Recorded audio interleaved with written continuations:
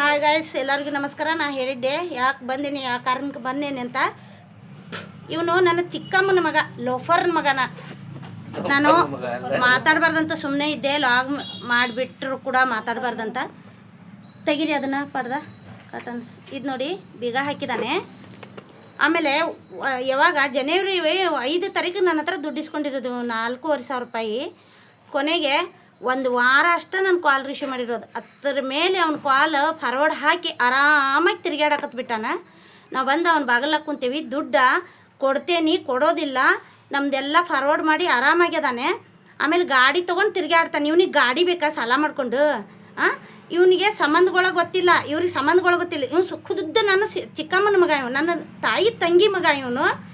But ಇವಂದು ಎಂಥ ರಾಡಿ ಅಂತಂದ್ರೆ, ದುಡ್ಡು ಬೇಕಾದಾಗ 11-12 ಗಂಟೆ ಮಟ್ಟ ನನಗೆ ಕಾಲ್ ಮಾಡ್ತಾರೆ. ಇವರು 11-12 ಗಂಟೆ ಮಟ್ಟ ಕಾಲ್ ಮಾಡ್ತಾರೆ. ಇವ್ರದ್ದು ಒಂದು ಇಂಥ ಬಳೆಯೋದು ಕೂಡ ಒಂದು ಹಂಗಿಲ್ಲ. ಒಂದು ಎಲ್ಲಿಯೂ ಇವ್ರದ್ದು ಒಂದು ಬ್ಲೌಸ್ ಪೀಸು ತೊಗೊಂಡವಳು ಅಲ್ಲ ನಾನು. ಇವ್ರ ಮನೆಗೆ ಯಾವತ್ತು ಹೋದವಳು ಅಲ್ಲ. ಯಾರ್ಯಾರು ವಿಡಿಯೋ ನೋಡ್ತಿದ್ರಿ ಲೈಕ್ ಮಾಡಿ, ಶೇರ್ ಮಾಡಿ, ಮತ್ತು ಮೆಟ್ಟಿ ಹೆಟ್ಟಿ. ಅಂದರೆ ನಾವು ಹಾವೇರಿ ದಾಟಿ ಹಿರೇಕೆರೂರದಿಂದ 4,500 ರೂಪಾಯಿಗೆ ಇಲ್ಲಿ ಬಂದು ಕೂತ್ಕೊಂಡಿದ್ದೇವೆ. ನಿನ್ನಿಂದ ಅಲಿತೇವೆ. ಇವನ ಮನೆಗೆ ಇಲ್ಲ, ಬರೋದಿಲ್ಲ.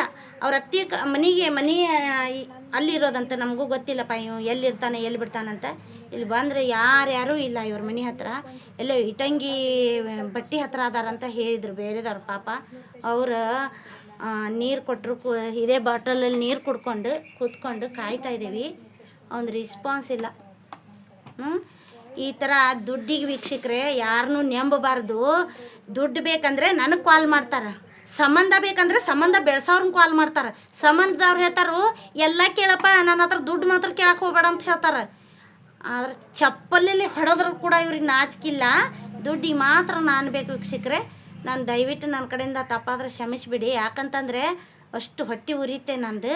ನಾನು ಬಂದಿರೋದು ಅದು ಒಂದು ನಂದು ಕೆಲಸ ಓಕೆ ಆಯಿತು. ಬಟ್ ಇವನ ಹತ್ರ ಬಂದರೆ ನಮ್ಮ ಎಲ್ಲ ನಂಬರ್ಗಳು ಫಾರ್ವರ್ಡ್ ಹಾಕಿ ಬ್ಲಾಕ್ ಹಾಕಿ ಆರಾಮಾಗಿ ಅವ್ನ ಜೀವನ ಅವ್ನು ಮಾಡ್ಕೊತ ಹೋಗ್ತಾ ಇದ್ದಾನೆ ನೋಡಿ. ಇವನ ಮನೆಗೆ ಬರಬೇಕಾ ನಾನು? ಇವನ ಹೆಸರು ವಿಲಾಸ್ ಕಾಂಬಳೆ ಅಂತ. ಬ್ಲಾಕ್ ಇಲ್ಲೇ ಮುಗಿಸ್ತೇನೆ.